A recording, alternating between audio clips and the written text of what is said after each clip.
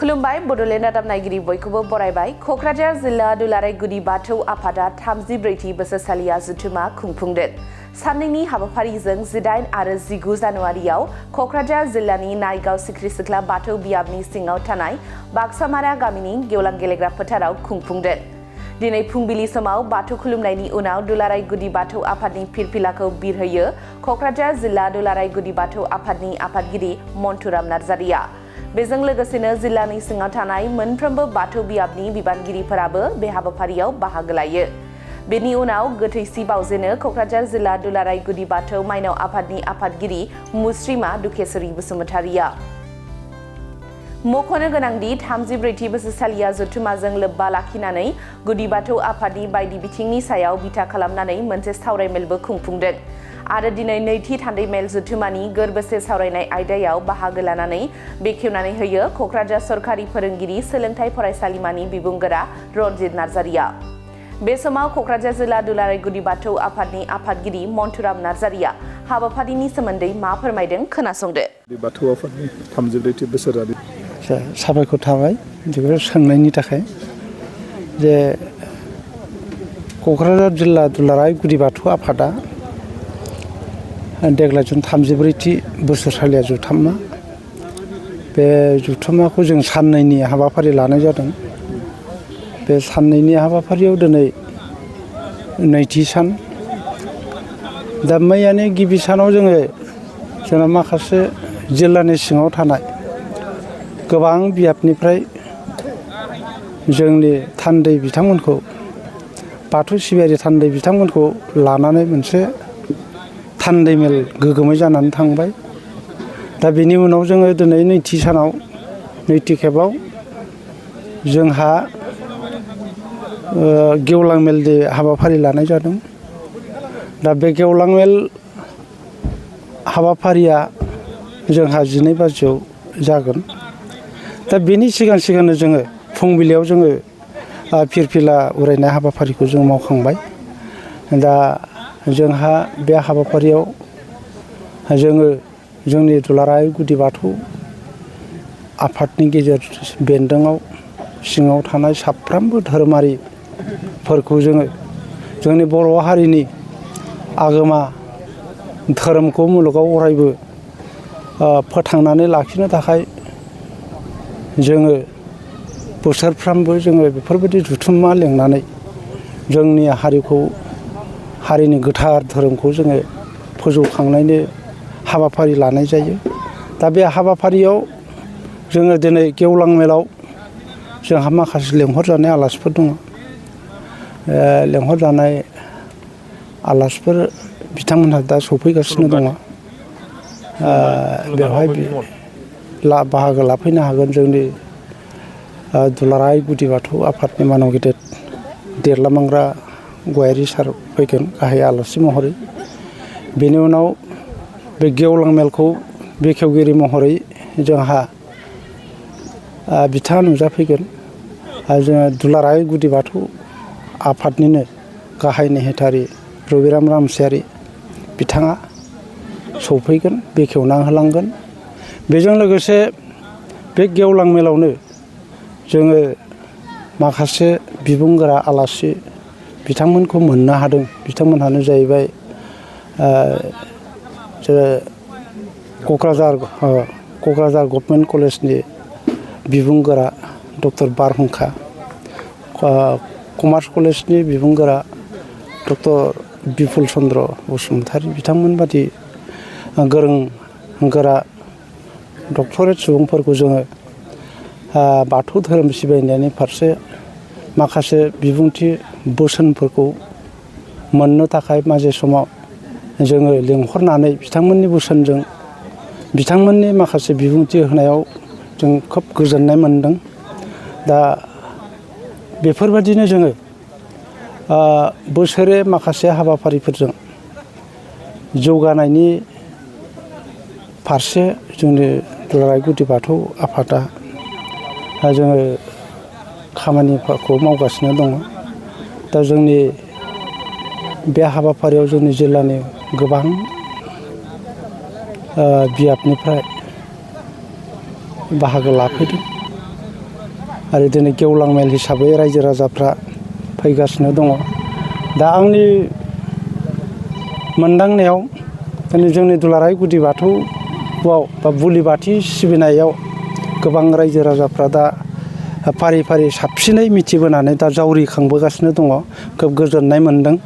दा आङो उननि समफ्राव आरो साबसिन जाबावलांगोन बेखौ मिजिंथिनाय जाबाय आरो। बे थान्दै आयदा थान्दै मेलाव जोङो जे जिल्ला आफादाव जे जोंनि जिल्लाखौ फोजौनायनि थाखाय मानगोनां जोंनि गुबुन गुबुन दखरानिफ्राय नुजाफैनाय दावगाहोनायनि थाखाय बा गोजौ फारसे जोङो जिल्ला आफादखौ फोजौलांनो थाखाय जोङो माखासे हाबाफारिफोरखौ जों थान्दै मेलाव जोङो बेखेवनाय जादों बा लालायनाय जादों।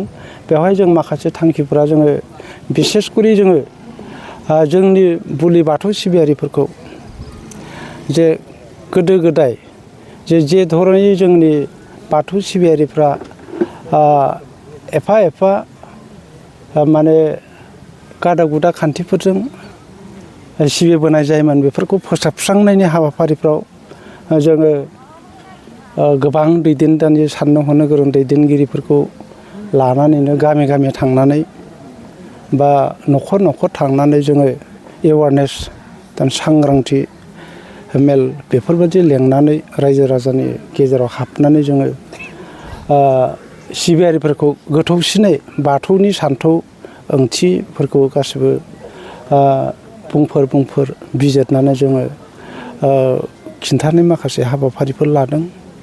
लोगोसे जोङो जे बे धोरोम आफादनि गेजेरजोंनो जोङो मोनसे समाज सिबिनायनिबो राहाखौ जोङो लानो सानदों बा लागासिनो दङ।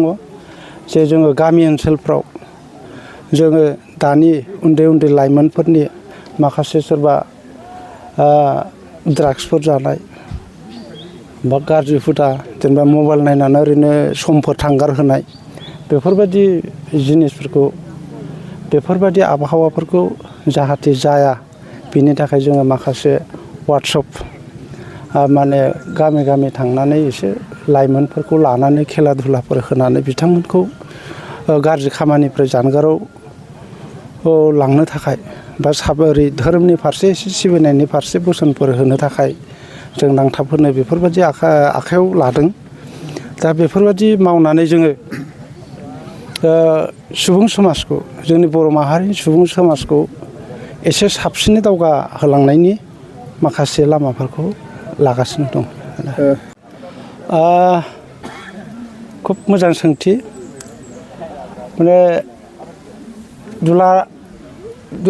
बाथौ सान दुलाराय बाथौ सान नैथि मंगलबार बाथौ सान बे जाहैबाय जोङो बेखौ सरकारनिफ्राय स्वीकृति मोननाय। बे दुलाराय बाथौ सानखौ जोङो क'क्राझार जिल्ला दुलाराय गुदि बाथौ हिसाबै जों बेखौ गिबियाव जोङो एसे गोनो गोथो साननाया फैदोंमोन। नाथायब्ला जे जोंनि धोरोमनिनो मोनसे सरकारनिफ्राय गोथार सिबिनायनि बन्दनि सान मोननाय बे फालिथाय सान मोननाय बे फालिथाय सानखौ जोङो गोदानै मोनसे हारिया बा मोनसे धोरोमा जावले सावले मोनबाय थानो हाया। दा बेनिखायनो जोङो सिन्था खालामदों जे बेखौ उननि समफ्राव जोङो खालामनांगोन ज' खौसेयैनो बेखौ होननानै जोङो सानबोनायनि उनाव एबाराव जों क'क्राझार जिल्ला दुलाराय गुदि बाथौ आफाद दा जे नैथि मंगलबार बाथौ सानखौ जोङो दा दरफ्रोमबो जिल्लानि मावख'फ्राव आरो बियाब ओनसोलनि मावख'फ्राव जोङो फिरफिला उरायहोनानै जे बाथौ सानखौ फालिनायनि हाबाफारिखौ लानो बिथोन हरनाय जादों।